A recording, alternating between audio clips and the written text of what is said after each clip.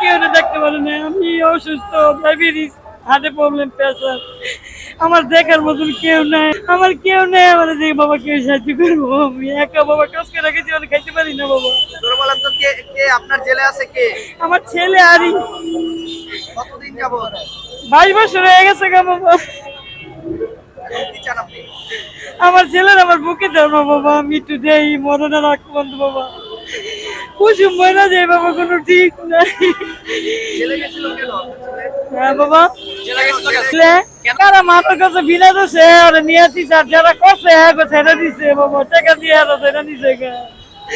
গরিব দুঃখী থেকে বাবা কিছু করতে পারি নাই। কেউ নেই বাবা, মানুষ যে 2 টাকা দিব বাবা, এই যে নাই যে কত কষ্ট করে বাবা। কোথা থেকে আসছেন আপনি?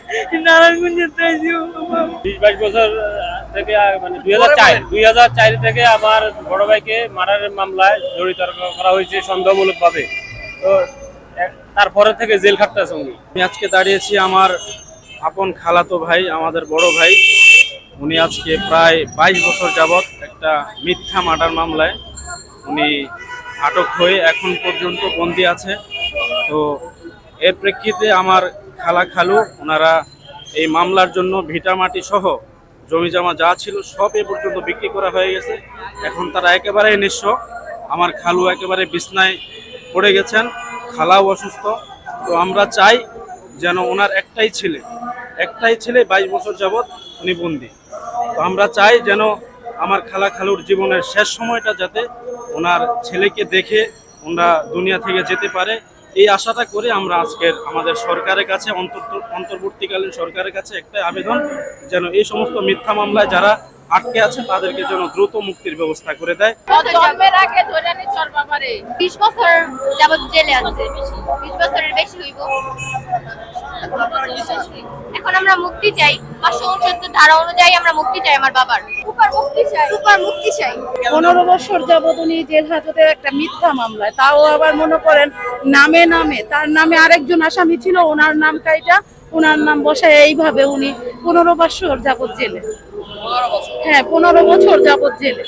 কত সালে নেওয়া হয়েছে ওনাকে জেলে? 2010-এ। কি মামলায় নেওয়া হয়েছে? মার্ডার মামলা। মার্ডার মামলা? হ্যাঁ। এখন আপনার দাবি কি? এখন আমার দাবি অবশ্যই আমার হাজবেন্ডের মুক্তি দেওয়া, কারণ একজন মানুষ মিথ্যা মামলা তার জীবন শেষ। আমার মেয়েটার বয়স যখন 3 বছর 9 মাস তখন থেকে জেল হাজতে। এখন আমার মেয়ে ইন্টার ফার্স্ট ইয়ারে পড়ে, ওরে লেখাপড়া পড়ানো, নিজের সংসার চালানো, হাজবেন্ড দেখা কতটা কষ্ট করে, এটা যে করে সেই জানে। ঠিক আছে, এখন আমাদের বাসা ভাড়া দিয়ে থাকতে হয়, অনেক কষ্ট করতে। আজকে ইনকাম করলে কালকে করা যায় না, এইভাবেই দিনটা পার করতে হয়। তাইলে আমার ইনকাম সোর্সের যে ব্যক্তিটা সেই তো নাই, তাইলে আমাদের জীবনটা কিভাবে চলে? আর মামলাটা যদি সত্যিও হইতো, কোথা থেকে আসেন? নারায়ণগঞ্জ থেকে, মামলাটা যদি মার্ডারটা যদি সে করতো, তাও তো মনে সান্ত্বনা দিতাম যে মার্ডারটা উনি করছে। মার্ডার না কইরা 15 বছর যাবত তার জিন্দিগিটাই শেষ ওইখানে। এখন মনে করেন বয়স হইতেছে, অসুস্থ হইতেছে, চোখে সমস্যা, ঠিক মতো ওইখানকার খাবার দাবার তেমন কোনো কিছুই না। একটা বছরে একটা খাবার দেওয়া যায় না, কিচ্ছু না।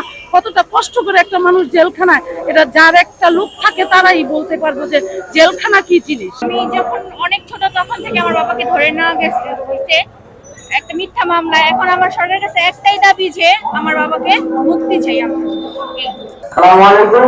আমার আব্দুল্লাহ বাংলা কারাবন্দী। আমার আব্বুকে আমরা কাছে পাই না, অনেক নির্যাতিত হয়েছি। তাই আমি ডক্টর স্যারের কাছে আবেদন করছি যেন আমার বাবাকে 569 তারা কারাবন্দী যারা আছে তাদেরকে লিখিত মুক্তি দেওয়া হয়।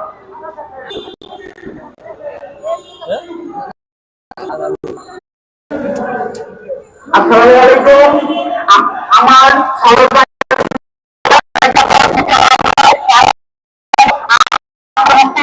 আমাদের অন্তর্বর্তী সরকারের কাছে একটি আবেদন, যারা যারা মিথ্যা মামলায় এখনো কারাবন্দী আছে তাদের মিশন মুক্তি দেব। আসসালামু আলাইকুম।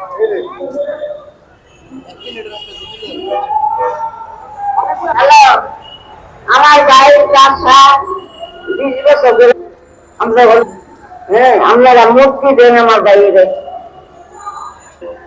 হ্যালো, আমরা বাপ মারা গেছে, ভাই মারা। আমি দর্জি